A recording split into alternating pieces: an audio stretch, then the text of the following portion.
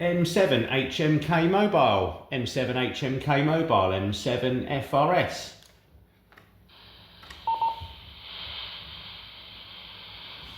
Yeah, M7HMK Mobile, receiving you again, Ben. How are things going? You still working hard at home? M7HMK, back over to you. M7HMK, M7FRS. Yeah, well, copy there, Cliff. Good afternoon to you again. Well, morning is it, I think. Not quite sure if it's past midday yet, but yeah, we're just working on a few things at home here. I'm just trying out a little Retevis NR630S. It's actually a PMR handheld. It's one of their little tough, rugged ones. But I've just reprogrammed it and thought I'd try it through the 70 SEMS repeater. It seems to be working okay, but it's a really tough little 16 channel handheld. It did have the Roger bleep on, but I think I've managed to turn that off, so hopefully you're not getting the Roger bleep now there, Cliff. Back to you. Yeah, M7HMK, yeah, you're coming through perfectly clear there, Ben. Sounds alright at my end. I thought it was sounding a bit echoey, but that's probably because you're in your kitchen. But yeah, otherwise I'm hearing you perfectly fine. Is this another one that you've got to do a review on, is it? M7HMK? M7FRS returning. Yeah, it certainly is, Cliff. And yes, I'm in the new kitchen and it is a bit echoey, so I have discussed with the XYL about maybe putting some soundproof panels on the back wall, because it's quite a big echoey kitchen at the moment there, Cliff. So yeah, there's nothing. Don't adjust your set, as they say. It is definitely my end. Back to you.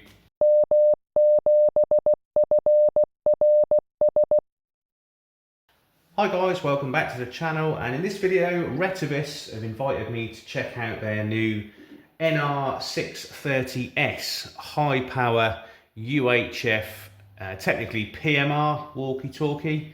And in a previous video you might have seen that I reviewed the RB648 Plus. This was a 5-watt triple proof radio. It's their shock proof, waterproof and dust proof PMR radio. It's not a PMR 446 essentially, because it's got a removable antenna and it's high power, but it is PMR is in the fact you need a license for it.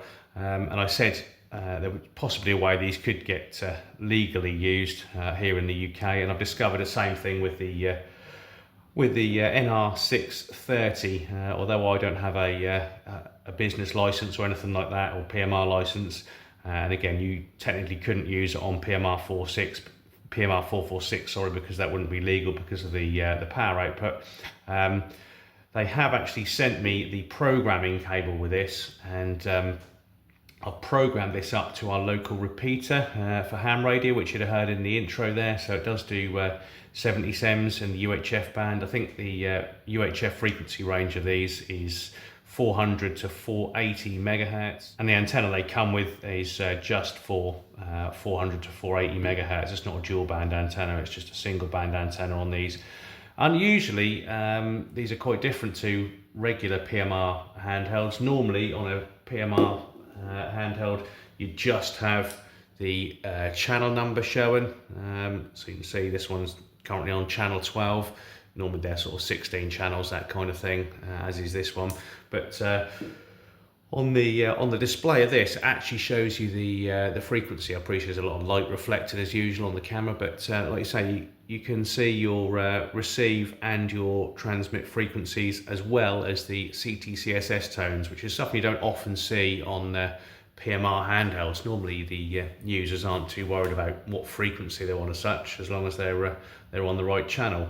There's no up and down on the channels on these as far as I can see. No, they don't do up and down. You've just got 16 channels on the rotary control knob on the top of the radio itself. So yeah, 1 to 16 you can program up as you like. And like I say, I've programmed channel 1 up for our local ham radio repeater so far. And I say you could essentially, if you wanted to, with the programming cable, put PMR 446 in, or GMRS frequencies, that kind of thing. So it would work. But these, again, like the RB648, they're incredibly rugged. This RB648, like I say, the triple proof one is really solid. Rub around the edges, nice curved edges to it, so that if you drop it, it's not going to get damaged. A little bit more radio-like looking, I suppose. The NR630S, maybe not quite as tough around the edges, but this is still a IP67 fully waterproof, fully dustproof radio. Again, it's just got a really nice feel to it. Like I say, you've got your 16 channel selector on the top there, as well as the volume control. Bright yellow push to talk button on the side, very easy to find. Turn the repeater down, you can hear the repeater coming through there again. A couple of little side buttons. The top one, I believe, opens the squelch up. Yep, so that's your squelch control. And then the bottom one puts it into a scan, so it'll scan channels 1 to 16 on the bottom button there. So if we look at the menus then, first of all, you can select the power. Just use the menu button. You've got high, medium and low power. So I know high power is supposed to be 10 watts on this. We'll try that out. Medium power is 5 watts, and I believe it's 1 watt on low power. So yeah, some good selections there. Let's come back out of that one. You've got your Vox, so you can turn voice activation on and off. GRP is the one key group call, so I'll demonstrate that in a moment, but basically the group call button in the middle of the radio there, doesn't matter what channel other radios are on, as long as they've got group call set up, you press it and it'll alert the other radios. So again, handy for business style radios, I suppose. And what's the next one? Yeah, you've got your CTCSS and DSC menu there, so you can press the wrong thing. You can select those. You can turn the keypad tones on and off. So I've currently got them off. Let's put the keypad tones on, although I'll probably quickly turn it off again because I'm not a fan of keypad tones. The voice prompt, you can switch the voice prompt on or off. You've got your squelch control, your noise reduction, and then you can reset the radio.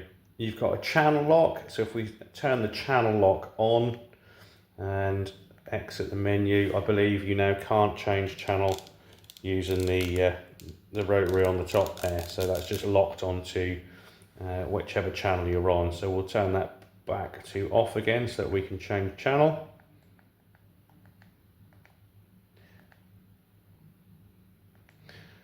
And you can set your backlight. You've got all your backlight times there, so I've got it continuously on, as I always do when I'm filming videos, but you can change it from 120 seconds right down to nothing. And let's go into the next one. Talk around, so if you're using the repeater, obviously I've programmed the repeater frequency in. You can use it in simplex mode, so you can turn the talk around on. Comes standard with the Roger bleep on, but I've turned the Roger bleep off for now. SCR is the scrambler function, so you can scramble the voice if you need to. And then that's it. That's all of the 14 menus. So on the side of the radio, you've got the speaker mic port where you just remove the blank there. Again, that's got a little rubber seal around it. To give you the IP67. It's kind of almost like the Motorola type style, and you can see this isn't a headset, obviously this is the programming cable, so I believe you can get the programming cable separately from Retevis if you need to change the frequencies, and obviously you can plug speaker mic headsets, all that kind of thing, accessories in on the side there. So the batteries on these are a 7.4 volt 2800 milliamp hour battery. So let's test out next that power output and see if we are getting the full 10 watts. So I've connected up the Shawcom SW33. I hope you can see that on the screen. I don't know if, is that in focus? Yeah, hopefully you can see that now.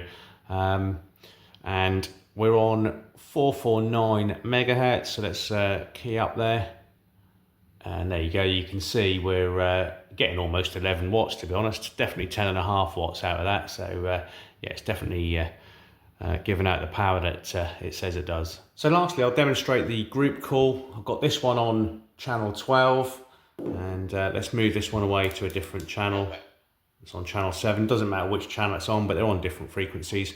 And if I press and hold the group call button, you can see it shows that there's a group call waiting, or it alerts any radio. So that's quite handy. Like I say, it doesn't have to be on the same frequency, just the same radio. As long as it's in range, it'll get an alert onto the screen there.